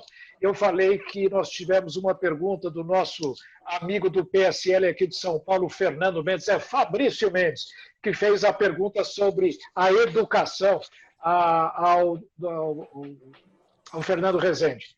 Mas nós já estamos praticamente a 1h40 aqui discutindo, e eu queria saber quem que pediu a palavra aí? Eu queria, pelo menos... Alô? Por favor, deputado, use à vontade. Professor, na verdade é só a guisa de complementação do que foi apresentado pelo meu colega, o Júnior Bozella. É uma questão muito interessante nesse processo de convencimento, especialmente de estados e municípios, no que se refere aos tributos de competência estadual e municipal. O senhor mencionou a questão do ISS e a possibilidade de se aumentar mais do que nunca a necessidade desse tributo para realmente a gente encontrar o crescimento do país. Uma questão interessante é que no estado de Minas Gerais nós tivemos um problema enorme. O artigo 158 da Constituição Federal, ele deixa claro que pertence aos municípios. E aí começa a mencionar o que pertence aos municípios, que é o produto da arrecadação do IPVA, da arrecadação do ICM, aquela situação toda. Em Minas Gerais, esse artigo foi interpretado da seguinte maneira, na gestão anterior. O recurso era arrecadado pelo Estado, o Estado reteve esse recurso e não repassou para o município. Então, uma questão que é preciso que os nossos ouvintes tenham em mente de maneira clara, a nossa proposta, a proposta encampada pelo Partido Social Liberal do Imposto Único Federal, ela não permite que esse tipo de situação ocorra, ou seja, o recurso ele já vai diretamente da entidade arrecadadora para o ente público respectivo. Ele não passa, por exemplo, se o recurso deveria ir para o município de Montes Claros, onde estou nesse momento, ele não passa pelo Estado de Minas Gerais, ele já vai direto de ente à unidade arrecadadora, evitando essa possibilidade louca que aconteceu em Minas Gerais, em que o Estado reteve aquilo que pertence aos municípios, gerou um rombo absurdo em municípios, nos 853 municípios de Minas Gerais. Então, nessa é uma dificuldade que nós temos realmente de convencer municípios e estados a, nesse momento, a abrirem mão dessas fontes de receita. Alguém perguntou aí como abrir mão das receitas. A ideia é abrir entre aspas, porque, na verdade, a proposta ela deixa clara que essas receitas irão diretamente para o respectivo ente federado. Então, sem prejuízo algum de suas receitas. É importante ficar claro isso, essa dificuldade de convencer municípios existem, mas as propostas são muito boas. E para concluir aqui a minha fala, só relembrando o que disse o Fernando Rezende, realmente há uma dificuldade enorme, mas eu sou de Minas Gerais e eu costumo estar sempre Chico Xavier. Ninguém pode voltar atrás e fazer um novo começo, mas qualquer um pode começar agora e fazer um novo fim. E nós podemos começar agora e fazer um novo fim. É uma proposta de se criar uma frente parlamentar desonerando a folha de salário, trabalhando de maneira clara nesse sentido para que a gente possa encontrar, repito, empregabilidade para que as pessoas possam ter direito à renda e voltar a sorrir. Ô, Luigi, eu queria te fazer uma última pergunta. Eu acho que nós estamos já num debate fantástico e eu vejo que muita gente que está fazendo comentários tem apoiado muito essa linha do Partido Social Liberal, de um tributo sobre movimentação financeira, na linha do imposto único, na desoneração da folha, que é aquilo que nos une muito aqui. E o Michel Campos, ele pergunta, e eu queria dirigir essa questão a você, por que as pessoas que atacam a CPMF o fazem de maneira assim tão desabrida, de maneira tão maliciosa, né? E ele sugere que, se não são por razões indefensáveis, uma vez que se trata de um tributo absolutamente insonegável, que não tem custo, que vai tornar a empresa brasileira muito mais eficiente, porque ela não vai ter o custo tão elevado de gestão, de burocracia, etc. Qual é a visão sua, Luiz, como empresário, deste questionamento do porquê a reação contrária à CPMF e a um tributo sobre movimentação financeira é tão forte no nosso país? Bom, Marcos, eu acho que o nosso setor, quando pediu esse estudo a Getúlio Vargas, teve a Getúlio Projetos, foi exatamente para mostrar a possibilidade de substituição do imposto ruim, que nós entendemos péssimo sobre a folha, por um imposto insonegável, um imposto claramente factível, um imposto rápido de arrecadar, não custa nada para as empresas e faz com que a sociedade pague essa contribuição sobre movimentação financeira para financiar a Previdência. Isso daí, até hoje, esse estudo feito pelos técnicos da Getúlio Vargas, inclusive o professor Fernando Garcia, que nos está auxiliando até hoje, ele nunca foi questionado tecnicamente. São apenas frases feitas por todas as pessoas que dizem não, esse é um imposto ruim, é um imposto cumulativo, é regressivo, mas nunca explicou por quê. Explica por que é isso, não explicam. Tanto é verdade que você já tem um estudo dizendo que esse imposto não é tão regressivo quanto o cumulativo quanto era antigamente, quando a cadeia era muito mais comprida. Hoje as cadeias são mais curtas e, por isso, podem perfeitamente absorver isso, esse valor. Agora, você dizer que um imposto desse é ruim, você tem que justificar. Eu acho que tem algumas coisas por trás disso. Primeiro, os sonegadores não gostam disso. Segundo, os informais também não estão muito de acordo. O crime organizado não está de acordo com isso. E, inclusive, os banqueiros, que têm várias atividades que fazem esse tipo de trabalho, de usar os recursos, vão ser controlados, onde os fluxos de recursos que, através da CPMF, podem ser controlados. E tem alguns setores da economia que também tem hoje, por exemplo, você tem o Vale Refeição, o Vale Transporte, queriam criar o Vale Educação, o Vale Turismo, etc. Por quê? Porque todo esse tipo de vale não paga imposto. Então, por isso, é uma carga tributária que vai para o setor empresarial, mas sem pagar imposto. O PLR, por exemplo, que se distribui para os funcionários, ele não paga imposto, porque é distribuído 2 vezes por ano e, com isso, não paga imposto. São todas coisas que foram criadas ao longo desses anos para exatamente diminuir a carga tributária indiretamente no salário das pessoas. Por isso, você tirando o imposto sobre a folha, Marcos, você resolve o problema de todas essas vales, essas considerações que são feitas e penduricalhos não só na parte tributária, mas na parte logística de pagamento de impostos, de salários, você tem hoje para disfarçar e diminuir a carga tributária. Eu acho que o foco é muito mais de pessoas que não gostam de ser controladas, ou pelo menos não gostam de avaliar essas questões como um todo, e tem interesse financeiro muito forte em cima disso. É verdade. Bom, eu acho que esse foi um debate extremamente rico. E antes de passar a palavra ao professor Fernando Rezende para fazer um fecho, quem sabe englobar algumas das ideias que foram propostas aqui, eu queria passar a palavra ao deputado Marcelo e ao deputado Bosella, porque, afinal de contas, já estamos aqui com 1h30 de debate e nós poderíamos ir muito à frente nisso. Mas uma coisa extremamente importante, quem sabe não saiamos daqui uma frente parlamentar liderada por esses 2 valorosos deputados, defendendo essas ideias que estivemos propondo aqui hoje. Eu queria passar a palavra, Fernando, antes de passar a palavra para... complementar a sua palavra, mas Quem é que está falando? Eu não estou vendo aqui. Eu só queria complementar para o deputado Marcelo e deputado Bosella o seguinte: praticamente, já que existe uma vontade dos 2 deputados criar essa frente, como é que nós podemos participar e o que nós precisamos fazer para que essa frente tome corpo e vá para frente? Foi uma frente... Muito bom. Deputados, depois dessa breve finalização, que eu gostaria muito de ouvir a opinião de vocês, queria deixá-los já convidados para outros debates, quem sabe para discutir essa frente parlamentar que pode causar um grande impacto em termos de discussões das grandes reformas para o país. E depois eu vou pedir para o professor Fernando Rezende dar uma amarração geral desse nosso debate, que, aliás, foi perguntado aqui por alguém, estará no YouTube, estará no site do PSL, poderá ser consultado por todos aqueles que desejarem meditar com um pouco mais de profundidade sobre os temas levantados aqui. Deputados. De maneira extremamente objetiva, professor Marcos Cintra, eu queria agradecer a oportunidade de participar desse riquíssimo debate, dizer que estamos aí para contribuir com o Brasil. Eu acho que maior do que as pessoas são as instituições, que devem ser respeitadas e valorizadas. O professor Luiz Dinesi perguntou a respeito de como fazer para se criar a frente, de maneira extremamente objetiva também. Eu sou muito pragmático nessa questão.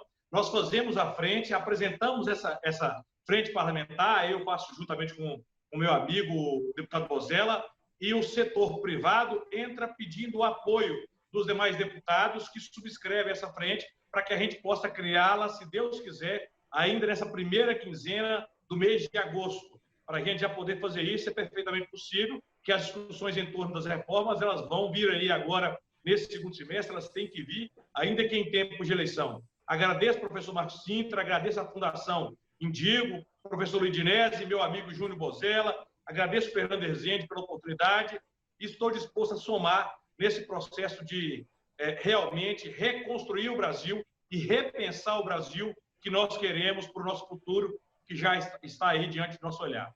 Obrigado, professor Marcos Cintra. Muito bom. Deputado Bosella. Oi, Sintra. De antemão agradecer, né, o convite, enfim, parabenizar Eu que agradeço. a Fundação aí pela iniciativa. Nós realmente somos aí um grande partido, né, um partido liberal e um partido responsável. Eu acho que a nobre atitude do deputado Marcelo Freitas e através da sugestão do Luiz, da gente construir uma frente parlamentar, talvez possa realmente suprir a deficiência inicial que o governo central teve com relação a coordenar uma ação mais planejada para que a gente pudesse superar a crise sanitária e, consequentemente, a crise econômica no nosso país. Então, acho que ela vem em boa hora, será uma iniciativa extremamente importante para que a gente consiga unir esforços do setor privado justamente para que o setor público possa se adequar a essa nova realidade. Deixando claro, Cicra, eu acho que qualquer novo imposto que venha a ser discutido dentro da nossa sociedade, eu acho que a frente parlamentar pode levantar essa bandeira, nós precisamos brigar, mas brigar mesmo, de verdade,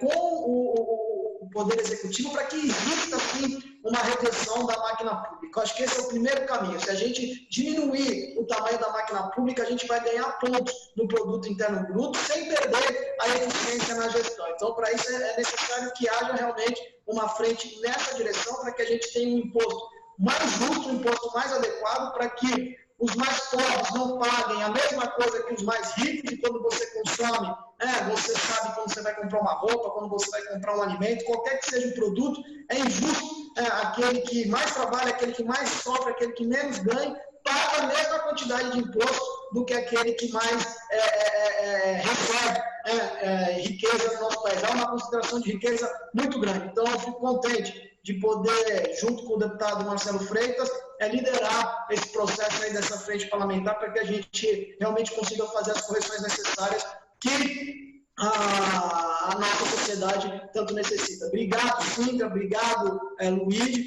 obrigado, o professor Rezende, e um abraço enorme aí para a Viviane, que também sempre está ajudando muito o dia a dia aí da nossa fundação, sob a liderança do nosso eterno presidente, o maior presidente nacional que o Partido Social Liberal possa ter, porque todos os partidos, a grande maioria, não generalizando, eu gosto de fazer as homenagens públicas, tem presidente de ficha corrida. E o PSL é privilegiado, porque tem um presidente de currículo. E o Marcelo Bivar é um homem que nos inspira, né? E tem um currículo e um serviço prestado a favor da nossa sociedade, e ainda muito irá nos ajudar a contribuir para o desenvolvimento do nosso país. Muito obrigado, Cíntia. Muito bom, quero também estender esse agradecimento que você fez à Viviana, ao Davi. O Davi tem sido aí um batalhador para manter a qualidade técnica aqui, que às vezes escorrega um pouco, mas são dificuldades tecnológicas. O Luiz conhece bem a área da informática, mas eu queria agradecer também a Michele, ao Davi e a Viviana, evidentemente, que tem sido o nosso braço direito na Fundação Indigo. Eu queria me despedir de todos e, antes de passar a palavra para o professor Fernando fazer a amarração final, dizer que a perspectiva da criação dessa frente, com todo o apoio do setor de serviços, da iniciativa privada, como proposto aqui pelo presidente da Confederação Nacional de Serviços, pode ser realmente um demarcador de espaço, um demarcador de posições muito importante no andamento desse debate que nós deveremos ter daqui para frente. Então, eu quero agradecer aos três e passo a palavra ao Fernando Rezende para que encerre esse nosso debate com as suas considerações. Em primeiro lugar, eu queria dizer que eu lamento profundamente os problemas que eu tive para me acompanhar diretamente a todo esse evento, pelas interrupções da internet. Eu procurei resolver isso antes, mas infelizmente não deu certo. Mas, de todo modo, eu acompanhei o que eu acredito foi de mais importante que foi dito aqui nessa mesa e quero enfatizar um ponto que eu acho muito fundamental, porque vários pronunciamentos, tanto do deputado Marcelo quanto do deputado Bozella, expressaram a preocupação com a justiça social, que acho que é fundamental em qualquer debate sobre essas reformas, né? E eu quero enfatizar simplesmente o seguinte: é mais eficaz fazer justiça social, criando as oportunidades das pessoas subirem na escala, e oportunidades, De que maneira? É mais eficaz quando você faz isso pelo orçamento, pela despesa pública. Programas de transferência de renda direta a pessoas, como foi o caso do Bolsa Família, investimentos em educação e em saúde de qualidade, serviços de qualidade. Por isso que é muito importante, eu insisto, que a gente conclua esse evento, pelo menos eu assim vejo desse debate, alargando o foco da discussão. Não, vamos discutir o novo Estado. Um novo Estado para um novo tempo e uma nova estratégia. Quando eu falo do novo Estado, eu não quero dizer que o setor privado é relevante, sem dúvida que é. Mas para elaborar a estratégia, discutir essa estratégia no âmbito do parlamento, a meu ver, o caminho para a gente sair mais rápido dessa situação de crise, desse atoleiro que foi criado há mais de 30 anos. Eu só quero enfatizar esse ponto. Eu acho que o debate aqui foi excelente. Eu simplesmente vou estar à disposição e vou acompanhar os próximos debates que forem promovidos pela Fundação e pelo meu companheiro e líder aí dessa discussão, que é o professor Marcos Sintra. Então, eu agradeço muito poder ter estado aqui nessa mesa, aprendendo com os expositores. Acho que dentro do Congresso é que as coisas precisam funcionar. No início da reunião, alguém mencionou, não é um Estado autoritário para fazer políticas sociais, pelo contrário, é um Estado democrático. E um Estado democrático precisa discutir todas essas questões no parlamento. O parlamento é o espaço para que isso seja discutido. E eu fico à disposição para acompanhar essa discussão na medida em que for necessário. Muito obrigado e meus agradecimentos. Muito obrigado, Fernando. Parabéns pelo seu trabalho. Como eu disse, nós vamos publicar os seus trabalhos. São 4 papers muito importantes, 4 trabalhos que poderão, inclusive, estabelecer as bases para o funcionamento dessa frente parlamentar que nossos 2 deputados se dispõem a formar. Quero agradecer também ao Luigi Nesi, a participação sempre muito oportuna, trazendo o debate para a questão do dia a dia, pragmática do empresário brasileiro, que precisa ser valorizado. Sem ele, nós não teremos uma economia pujante. E aos nossos 2 parlamentares, o deputado Marcelo Freitas e o deputado Júnior Bosella, que enriqueceram muito a nossa discussão. E nós esperamos estar aqui num próximo debate, todos nós juntamente, quem sabe, dando continuidade a esta discussão inicial. Muito obrigado a todos e até a próxima. Obrigado.